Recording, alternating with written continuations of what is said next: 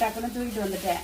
என்னமோ சீடி இருந்தால் தூக்கக்கூடாது, தொடக்கூடாது, காப்பாற்றக்கூடாது அப்படின்னு சொல்கிறது ரொம்ப முட்டாள்தனம். அதை காப்பாற்றியே ஆகணும். ஏன்னா மற்ற டாக்டர்களுக்கு பரவிடுச்சுன்னா நம்ம வீட்டில் உள்ள டாக்டர் கூட எல்லா ஊசியும் போட்டு ரொம்ப பர்ஃபெக்டாக வச்சுருக்கோம். இது ஸ்ட்ரீட்டில் இருக்கிறது எந்த டாக்டர் ஊசி போட்டிருக்கு? எதுக்கும் ஊசி போடலை. டக்கு டக்குன்னு பரவிடும். இது ஏற்கனவே இதுக்கு முன்னாடி ஒருத்தனுக்கு ஸ்ட்ரீட்டில் இருந்துச்சு, ஆம்பளை பிள்ளை.